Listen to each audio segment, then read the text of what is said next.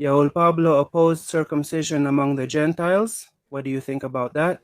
There are sources that say non-Jews can also be circumcised. I don't understand the issue. Why did Paul say that?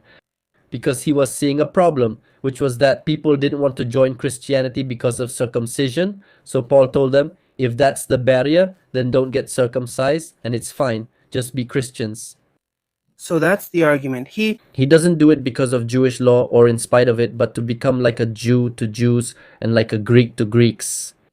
He's not interested in circumcision per se. What matters to him is having more followers in his new religion, and that's why he allows them not to be circumcised. But the Torah commands circumcising an adult or an 8-day-old child. If it's a person who converts and is an adult, they undergo adult circumcision. That's why many people in Paul's time didn't want to take that risk. We have surgical procedures and anesthesia, so it's not that difficult. It's just a few days of recovery, and the person has undergone circumcision. Back in Paul's time, people weren't crazy enough to actually take that risk. They could die from infection and pass away just for belonging to this new sect. Let's call it Paul's religion. And that's why people didn't want to be part of this religion. Paul tells them, no, chill, relax, don't get circumcised, you're welcome here. There you go, I removed that barrier you had, and that's it. Acts 15, there's a debate. James starts to debate. It's James. He starts to debate that circumcision has to be done, and all this dialogue begins. Because there were positions that said that processes circumcision it wasn't like that. Sect, it was a process. They had converted, but let's say they were from Jerusalem. Anesthesia, difficulty, recovery, circumcision. At that time, people would have to be crazy to risk themselves for a sect, for religion. Para empezar, Sí. people would have to be crazy to undergo a surgical procedure like circumcision without anesthesia for a religion.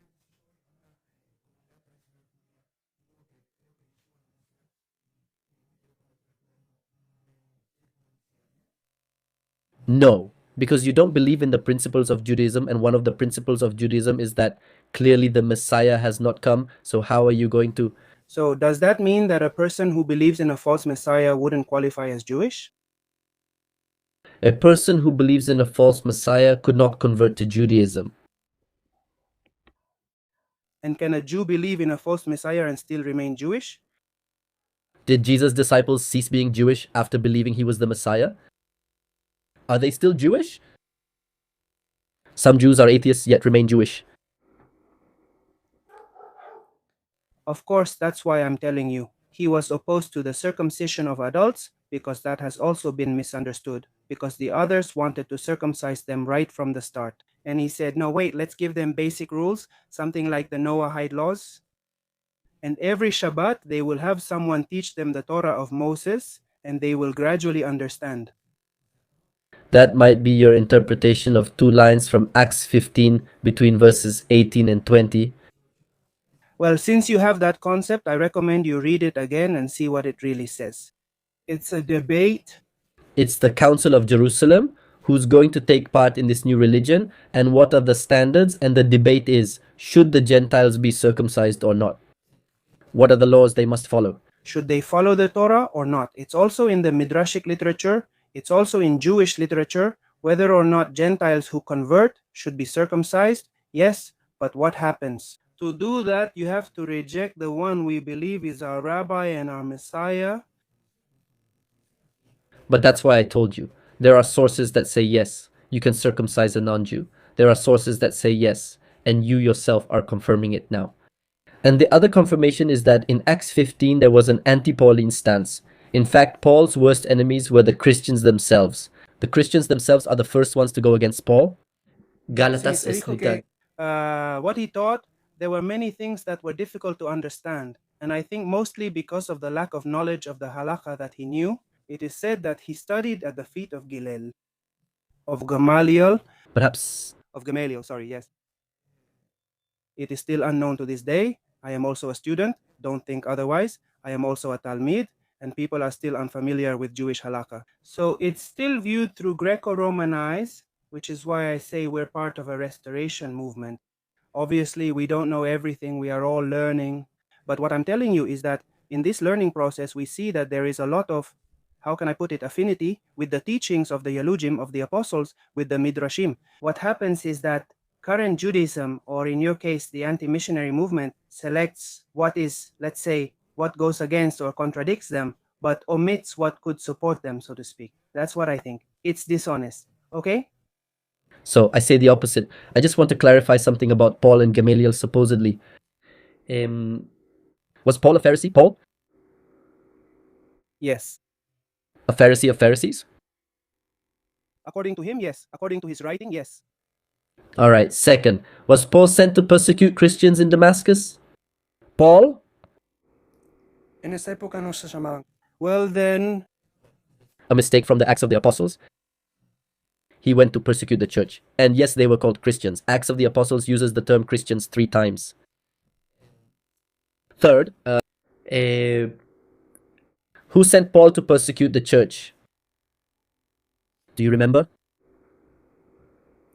yes, the priests. Yes. So imagine this scenario. Were there Christians in Damascus in the time of Paul? First question.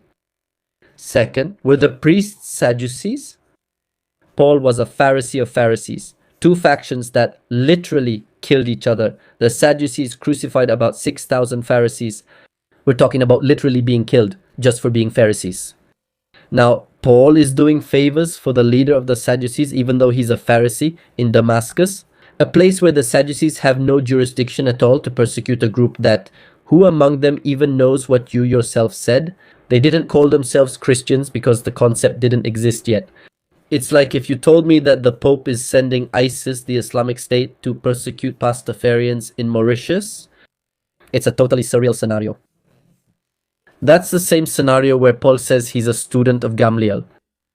So it's a text that isn't historical. We know this because in his letters, in the Pauline letters, Paul never mentions Gamaliel.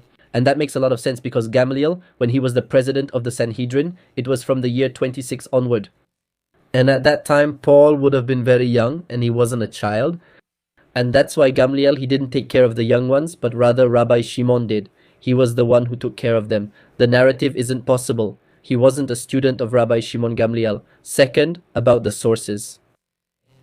It's the other way around. I only mention relevant sources. What makes missionaries... Exactly. What missionaries do is they take sources that don't talk about that. And they present them as if they were talking about that. For example, the example you gave about Ruth Rabbah, which I don't know if... Sorry, I hope you've read all that Midrash. Readers of that Midrash will see it doesn't mention that, but focuses on the era, the suffering of the Messianic era, and related topics. And it gives you the list of characters and why each character implies an era of suffering. It's something much broader. The same thing, let's see, how is it? Does it make sense for a missionary to try to tell me? Look, Nachmanides Ramban quotes you in the Disputation of Barcelona. Nachman says that although it doesn't remain in the Disputation of Barcelona, he does it in the appendix he adds to the Disputation of Barcelona. Nachmanides mentions that Isaiah 53 is the Messiah. But he does it to refute Christianity. That is, the whole narrative is self-defeating for Christianity. I made that clear from the beginning. No matter who we think the Messiah is, my original question was whether there are Jewish sources, not about Yeshua. If there were Jewish sources that had interpreted Isaiah 53, but the point is no. The point you and your friend are making. Maybe you haven't seen my 1,500 YouTube videos, or if you did, you didn't hear that from me. I'm surprised because I've said it. The alliance of Pharisees and Sadducees. I'm asking you if in the Sanhedrin they would only gather from one group or from all the groups. They had to include both and only to consult them. That's the logic, first, second, and third. In the Vita, even there, it said that there was an alliance, that there was a plot, right? Between Pharisees and Sadducees because this man was causing a commotion that could make them rise up, that Rome would come and destroy everything, right? Yes, it's because the New Testament is a text that doesn't reflect what was happening in Judea in the 1st century. It's a text that was written after the destruction of the temple, and they start to fantasize about what the situation was like just to blame the Jews for the fate that Jesus had because of what Rome did. In other words, to let Rome off the hook, let's say there was a conspiracy of Pharisees and Sadducees, a totally psychedelic scenario for that time. No, scripture makes it clear that both factions in Israel and the Romans had a part in the death of the Messiah, right? I mean, it makes it clear. It says, certainly they rose up against your anointed one, the Jews, the Gentiles, and let's say, and they killed him. I mean, that's why I'm telling you it's a preconception. You are going against the Christian preconception, right? You're the one quoting the Christian Bible to me. You just did it. Everything you've told me is from the Christian Bible, that Pablo said this, that Pablo studied with this person, that they made a plot. That Jesus, when he discusses Shabbat, that he read the Haftarah. Everything you mention is from the same Bible that you say was manipulated. That's where the narrative itself falls apart. I mean, it's really funny to quote a book that you know is a highly questionable source. How can we support this? Let's look at the Midrashim. What do they say? I mentioned some parts were adjusted, but there are ancient manuscripts that provide more insight, right? So we say, oh, look, of course, because by that time, for example, Romanism took it and obviously added certain things to it, and by inheritance, it passed it on to its daughters. We call Rome the harlot and say she had daughters, right? In a figurative sense. Much of what their mother absorbed was inherited by her daughters, and among those things, yes, I admit, is Judeophobia. Yes, thank God, praise the Eternal, today that doesn't exist, or at least it's on a much smaller scale. In fact, we listen to you not because of you yourselves, but because of the Messiah, because we want to learn from your culture. I mean, if you tell me that today you are the light of the nations, first you have to recognize that the one who came, the chosen one, the light of the nations, is Yeshua, and through him we listen to you. That's why we follow you. We follow, I don't know, Shapan, Galet, Ed, and all the well-known rabbis currently on social media, right? But not because of you yourselves. I think it's the other way around. Why is there so much love for Israel, right? Why does Christianity always support Israel? Why? Because of him, because of Yeshua, because of the Messiah, whether he was misinterpreted through false doctrines and additions, or however you want to put it. Even so, love remains, and you can't blame today's Christians, right? For the Christians of the past. Otherwise, you would be making the same mistake that Christianity makes, blaming you for some Jews of the past. You blame Christianity for anti-Semitic activity, right? For the mistake of some, right? Or the sins of some, like in the Middle Ages, during the Dark Ages, when they were truly persecuted, right? But we could do the same, and we don't do the same. We, At least this generation. Well, to you, for things that our Christianity does do that. I'm not referring to Christians. Distinguish between what the ideology in the text proposes and the people. People, at least in Christianity, and I've noticed this since the war, many Christians have a lot of sympathy for Israel. And yes, the religious factor is definitely one of the main reasons why we feel close to Israel. But not because of Judaism. Here, we're discussing not their closeness to the state of Israel, but rather their connection to Judaism's themes and interpretation of the Tanakh. And Christianity has no sympathy at all for Judaism. 1. 2. Catholicism, the largest branch of Christianity, also isn't very sympathetic toward Israel. In fact, this Pope, who will appear soon, is not in good condition. He is one of the fiercest opponents of the state of Israel among world leaders right now. And so it's not the main branch of Christianity either. What I have to say is that we shouldn't blame people either. Of course, everyone has their own choice about how much theology to accept. Christian theology itself shifts the blame from Rome onto the Jewish people. That's the text of the New Testament in the Pshat, let's say. It's the simple reading. I don't understand what the drama is. And this isn't about blaming Christians. That's simply what the text says.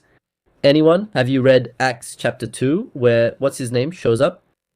Peter arrives and tells them, "You are the house of Israel." He says the house of Israel killed Jesus. That one? isn't that a narrative that completely puts the blame on by saying it with that tone you use, right?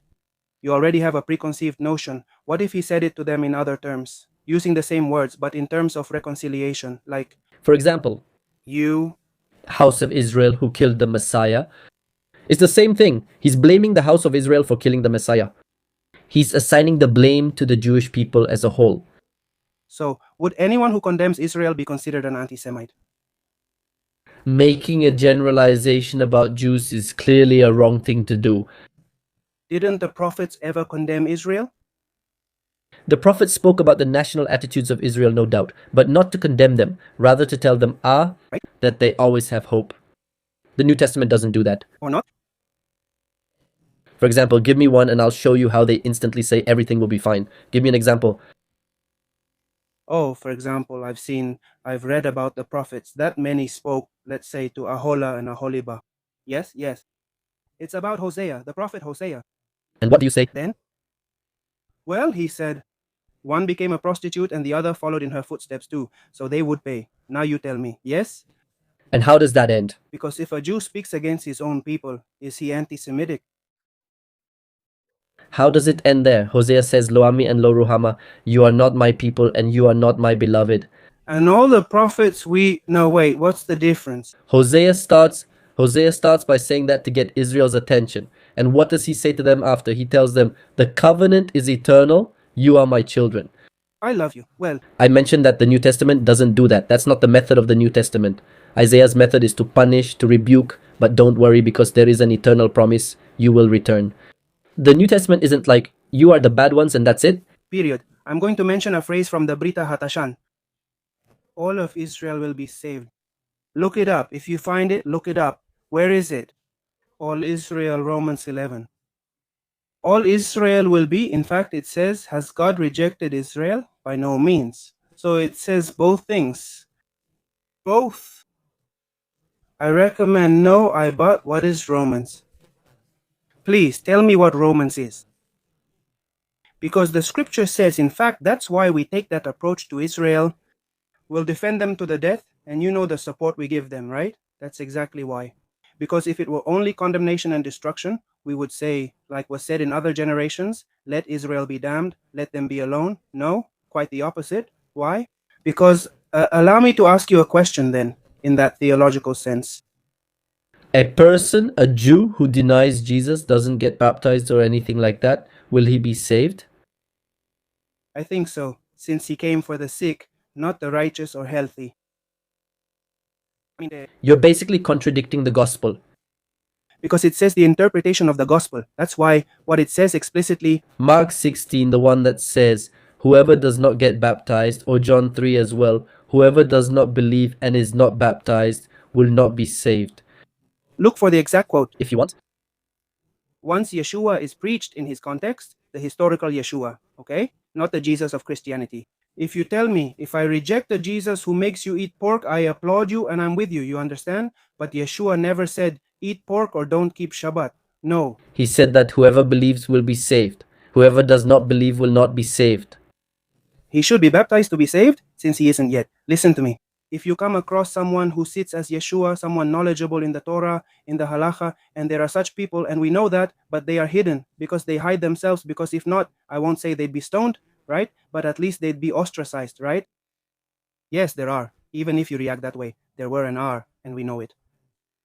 I'll tell you even more. I've published their names and they've asked me, please don't do it because I'm in the community. And if I say that I'm a believer in Yeshua, they'll kick me out and throw me out immediately.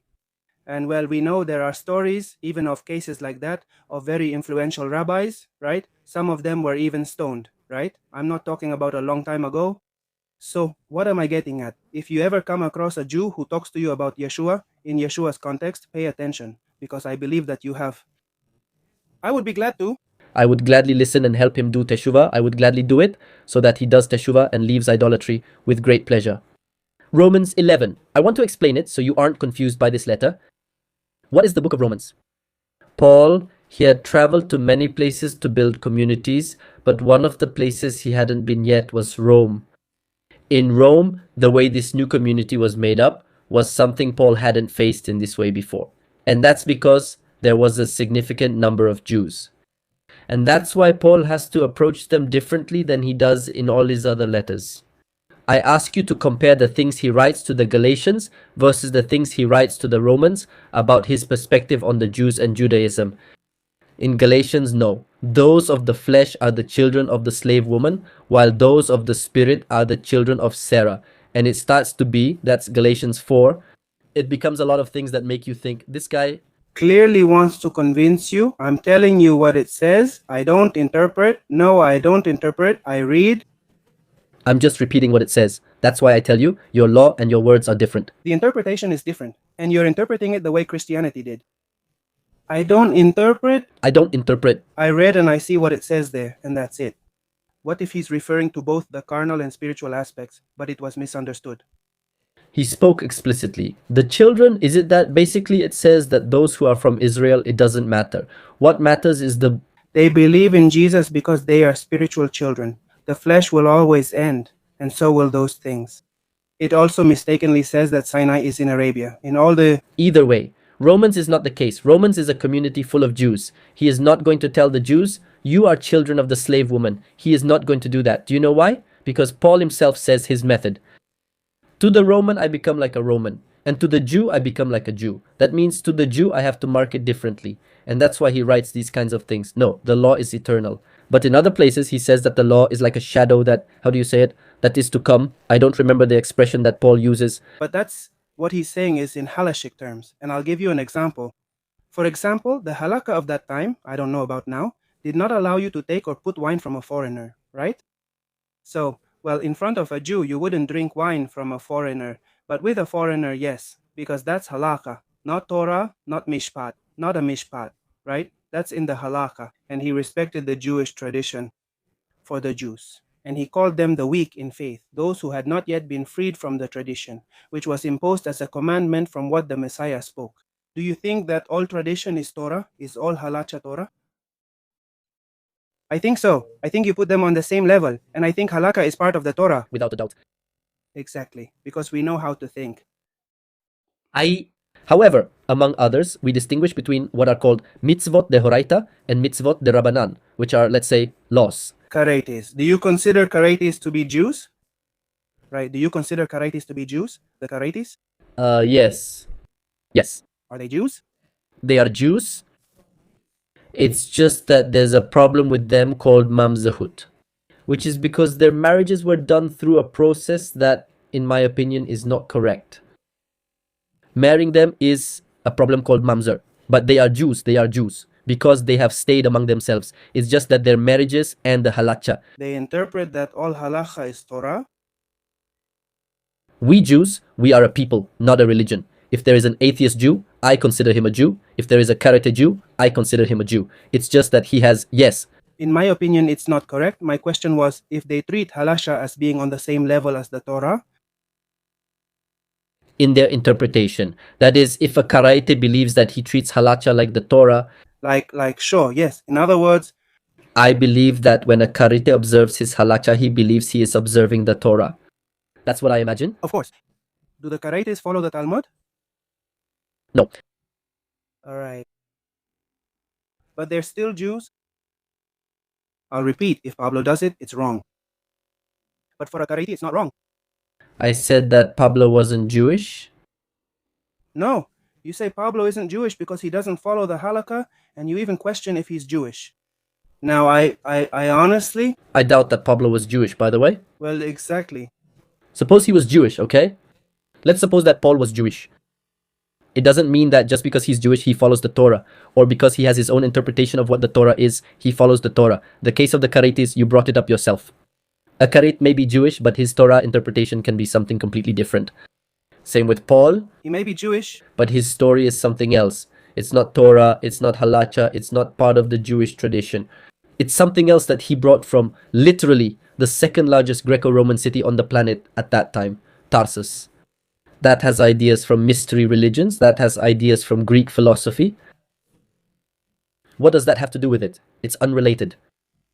He doesn't follow Jewish tradition. Drop your Christian preconceptions and you'll see Shol. I'm discussing the historical context. Or will you deny that Tarsus was the second largest Greco-Roman city then?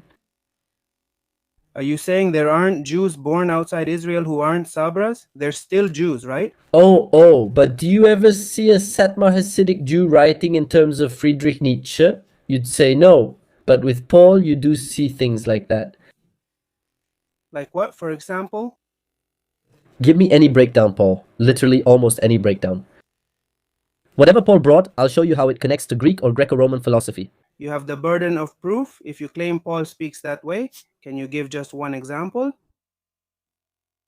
What would be a foreign concept? Okay. I'm going to give you a very, very explicit one. What are the fruit, how do you say it, of the works? How do you say it? No sé lo que vas. No. That people do works, and those are the fruits of the works, something like that. That's something that Paul emphasizes many times. Or, for example, whether the Messiah, for him Jesus, rises bodily or not. What does Paul say? Yes, in body. No, no, as a body, como cuerpo. Paul. He doesn't present it as a people. Huh? Where does it say that? Corinthians 15, I don't remember.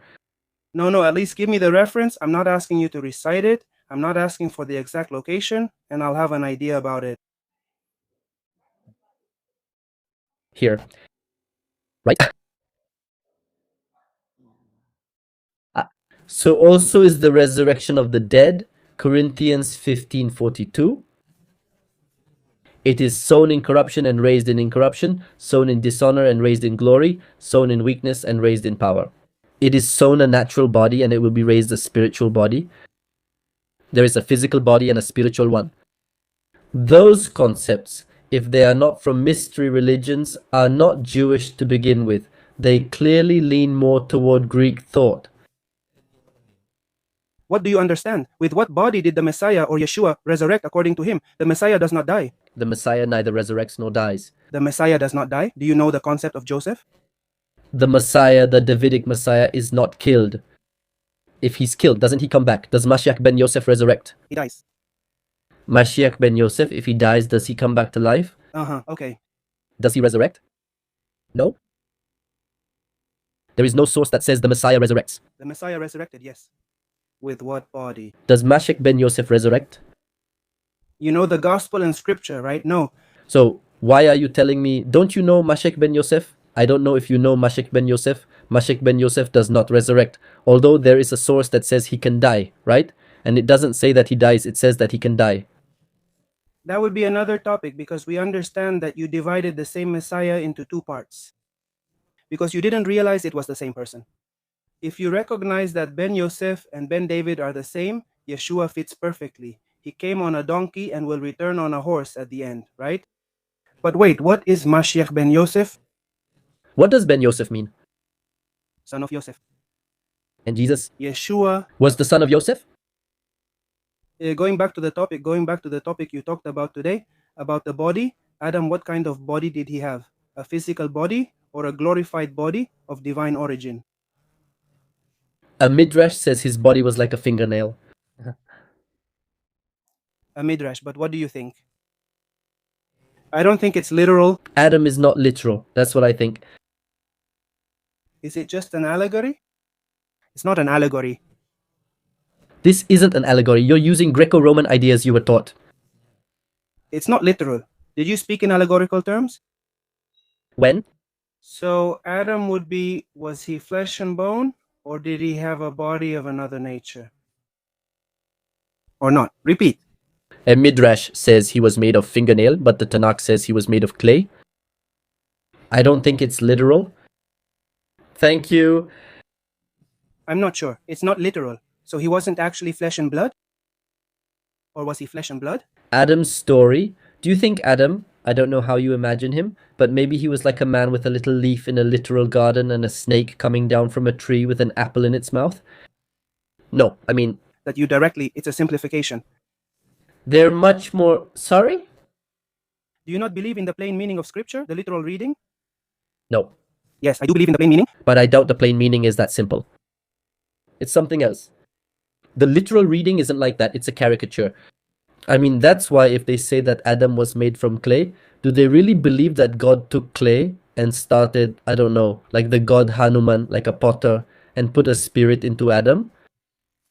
We're talking about much deeper concepts. There are even two stories about how Adam was created. It's much, much deeper to just simplify it. Which literal reading do we believe? First creation of Adam or second? So there are two literal readings, but this isn't the plain meaning. There really is no plain meaning here.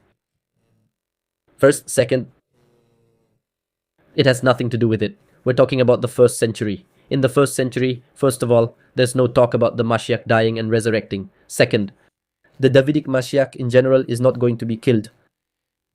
3, the resurrection of the dead, to conceive of it as something more, in that Pauline sense. I already brought you proof, and you're trying to explain to me why it wouldn't be from Greco-Roman culture. I don't know how you can reconcile it, but there it is. As far as I understand, from my ignorance, in Judaism, it's interpreted that there is an Adam Rishon who had a heavenly origin, or let's call it from another world, another direction, another olam. It's Kabbalah, that's right. And he was thrown into this dimension, into Malkut, right? And there, well, that's his exile, leaving Eden, would mean being cast out to this earth, to this dimension. So how can you tell me that the concept of a spiritual body is something Greco-Roman or something pagan? Yes, it's also in the same literature. But what you're saying is Kabbalah, which has what you're talking about. It's purely Neoplatonic influence. That's Neoplatonism, what you just told me. You're saying Kabbalah is Neoplatonic. What you just explained shows Neoplatonic influence, yes. I'm not saying that all of Kabbalah and all of its contents are like that. There are things that aren't.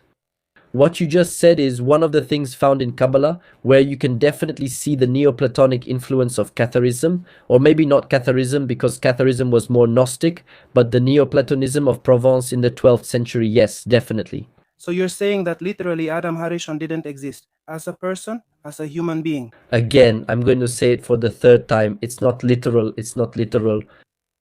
I'm not saying he didn't exist, nor am I saying he did exist. I'm saying it's not literal. I believe he existed, just not exactly as described.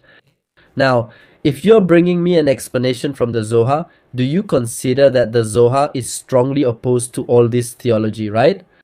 That you're trying to defend? Not all of them. I also see parallels between the words of Mashiach and his disciples. That's why I tell you, without preconceptions, right? I see that there are many parallels, which, as I told you at the beginning, you omit. But well, but Again, but there's the big difference. You call them parallels, but they are cherry-picked quotes, just looking for whatever seems similar, even partial quotes. That's been the Christian method from the beginning. Let's take Hebrew passages and see what looks similar, while people like me read the whole thing and see that the idea is actually different. It's simply a manipulation that Christianity did, and that's been happening since the Gospels. Since Paul, who misquotes you by forcing the text and mistranslates to give you an idea that's not there. They still do the same thing to this day. They'll argue there's a similar example in the Zohar. Please, that's why I don't bring up those quotes, because I know what they say and they don't say those things. Unless you want me to start talking about all the Jewish quotes to prevent people from saying that. I literally have videos. It's called, what's it called? Response to the Nazarites. That's what it's called. Replying to the Nazarites or something similar. I include many sources. If you've seen my 1,500 videos, we've discussed this before. You can watch them. And there I bring up the sources they cite to try to manipulate. And no, they don't talk about those things, okay? all right. We talked about this a little, and well, always with the intention of going back, let's say, to the root of everything, right? I think you know very well that from one extreme or the other, we're all searching for the truth, right? Just like we were taught, like they taught us, like we inherited it, like we learned it. And let me tell you, I'm glad that you're searching. Believe me, the fact that you have these concepts now is a big relief for me. First, that you no longer see it in an idolatrous way. For me, that's already a huge step, that you break a mindset that's very hard for a person to get rid of. Now that you're looking more into what the sources say, and you see, thank God, that you're looking at the sources more broadly and what you're doing by asking a Jew, is that okay? Like, just without fear and listening. Listen, what's the other point of view? I think that's great. And I think that you will definitely come to different conclusions, because I also know that over the years I'll learn more and you keep evolving more, for sure. I don't think I'll become a Christian because it seems to me, It's already an extremely outdated idea. I don't want you to become a Christian either. That's not the point. I wouldn't like you to become a Christian. I'm glad. yes, I'm glad. But in your case, I think so. And I'm telling you this from my experience on this subject. Yes, I think that people like you who keep moving forward do eventually reach the Jewish approach, which is what you've experienced. Just a little bit at a minimal level. Because what you say is, I stick with the half quote that sounds similar, or I look at the whole source, and you start to open up a huge world and you start to say, wow, that's the truth.